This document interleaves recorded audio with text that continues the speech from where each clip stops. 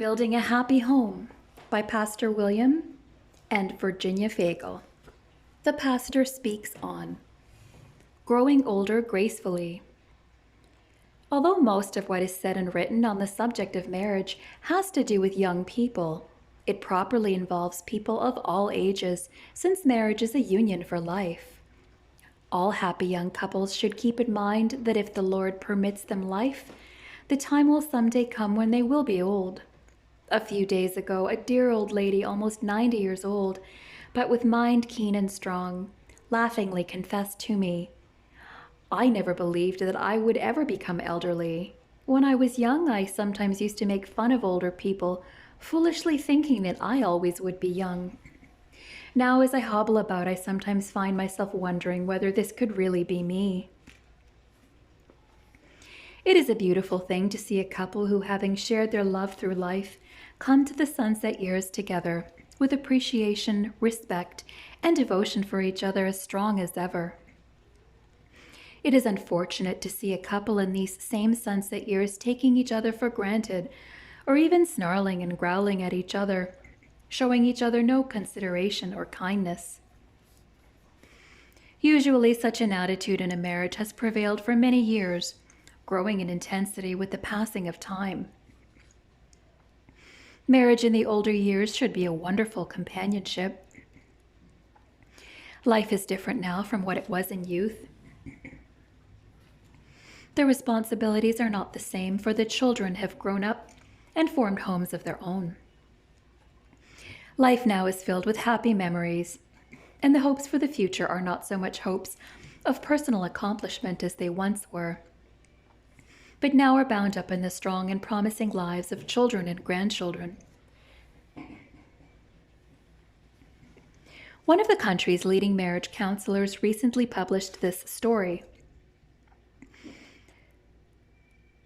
A certain man who had reached the age of 85 was talking one day with his 80-year-old wife and sweetheart. They were discussing their many years of happiness together, and finally he asked her jokingly, "How do you know you still love me?" She sat silent for a time and then made this reply, "I know I still love you because when I have any great happiness, my immediate impulse is to find you and share it with you. I also know I still love you because when I'm in trouble, I want you first of all. But the main reason why I still love you and know I do is that I am sure, perfectly sure, you would always stand by me no matter what was done to me or said about me, no matter what I myself said or did. No matter what happened, I know I could count on you. You wouldn't even ask questions. You would just be there for me, no matter what or who was against me, and for me until death." Such a relationship is truly a beautiful thing. One is reminded of the words of Chevalier, "We've been together now for 40 years, and it don't seem a day too much. There ain't a lady living in the land I'd swap for my dear old Dutch." All of us, in considering this business of growing older, must remember that time tends to accentuate the character traits of youth. A man who is peevish and irritable when young or middle-aged will probably be intolerable when he has reached the older years. It is said that we do not do much changing in old age, but are more or less set in our ways, with only the attitudes of youth accentuated. If we have developed a critical spirit, we will view everything and everyone critically in our later years. Encouraging, however, is the fact that virtues tend to take permanent shape as well as faults. Kindness, cheerfulness, and thoughtfulness tend to become habitual just as much as ill temper and irritability. Many elderly people are radiantly happy no matter how foreboding the outward circumstances of their lives may be. They have sown good seed through the years, which is now bearing good fruit in their lives. And as the French artist Millet used to say to his pupils, the end of the day is the proof of a picture. I have always loved the words of Caleb, the man who went with Joshua into the land of Canaan and came back with a good report for the Israelites. 45 years after that experience, Caleb, looking back upon years of service which had passed so quickly, exclaimed, "Lo, I am this day 85 years old, and yet I am as strong this day as I was in the day that Moses sent me.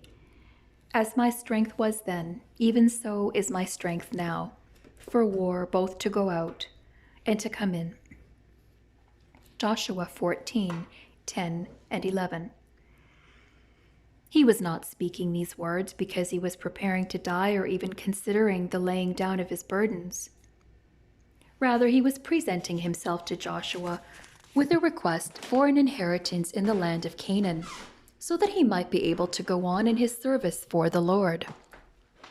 To really learn how to grow old is perhaps one of the most difficult lessons in the art of living.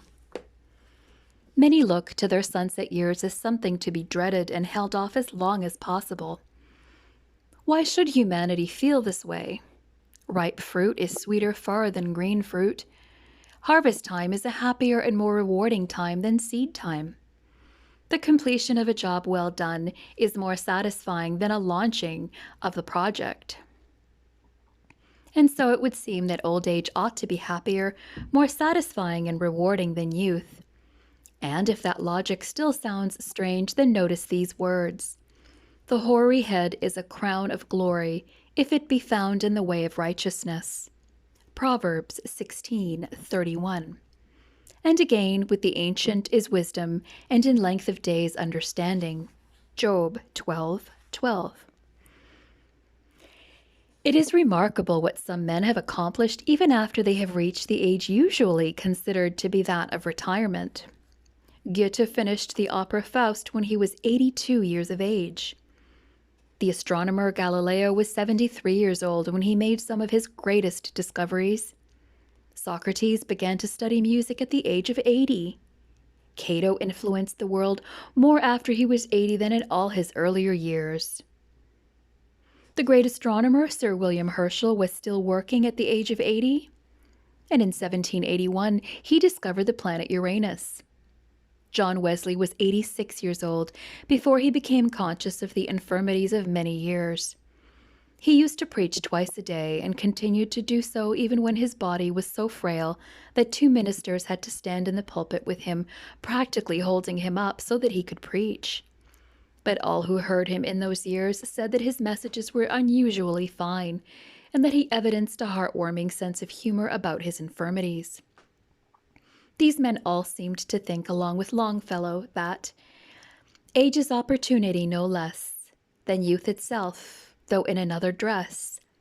And as the evening twilight fades away, the sky is filled with stars invisible by day. Unfortunately, however, there are some who lose sight of the opportunities of age. These are well illustrated by the story of a little boy who asked his old uncle what he did all day, to which the elderly gentleman replied, "I just sit and think, and sometimes I just sit." Those who only just sit have ceased to live before they really die. Old age, however, brings with it certain difficulties. One is described by the poet Byron in these words: "What is the worst of woes than wait on age? What stamps the wrinkles deeper on the brow? To view each loved one blotted from life's page, and be alone on earth as I am now." Loneliness is very real to the aged and is one of the most difficult aspects of growing old. Another difficulty accompanying advancing years is the bodily changes which produce the loss of many of our old powers and capabilities. We cannot run or engage in bodily exercise to the extent that we once did. We slow down a great deal and have to take things easier than heretofore. But despite this, our spirits need not slacken their pace, and we can still be ambitious, having the same old zest for life that we have always had. Do you remember how Paul put it? "Though our outward man perish, yet the inward man is renewed day by day." 2 Corinthians 4:16. God will renew the inward man of our hearts, giving us the courage and fortitude to press on despite discouragement, handicaps, and obstacles. Since we know that old age will simply harden and accentuate our traits of character, it would be well for everyone who desires to grow older gracefully to take stock of himself from time to time. It is easy to let down our standards as we proceed through life. In youth, we have great goals, living for high adventure and dreaming of great accomplishments. But by middle age, we have discovered that to maintain earlier ideals is going to entail sacrifice. Having learned that right living can be costly, we are tempted to pitch our standards on a lower, more comfortable level. By the time a man reaches middle age with a wife and family depending upon him, he is reluctant to follow any ideal that may imperil his standing position and job. Many in the middle years thus have lowered their standards. All who are tempted to do so should realize that under such circumstances, the sunset years may well bring disillusionment and regret. Joy and satisfaction in accomplishment under these circumstances is hard to find. Only a Christian man or woman can really achieve the highest heights of happiness, as he has to live more and more with his memories.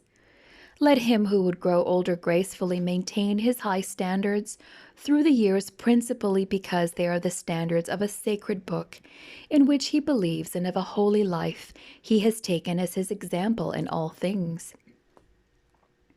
Through daily prayer to that universal example, he will receive daily strength to press on to his life's goals. His life then will be a growth in grace and happy experience. He alone can fully understand Browning's words. Grow old along with me, the best is yet to be. The last of life for which the first was made, our times are in his hand. Who saith, a whole I planned? Youth shows but half. Trust God, see all, nor be afraid.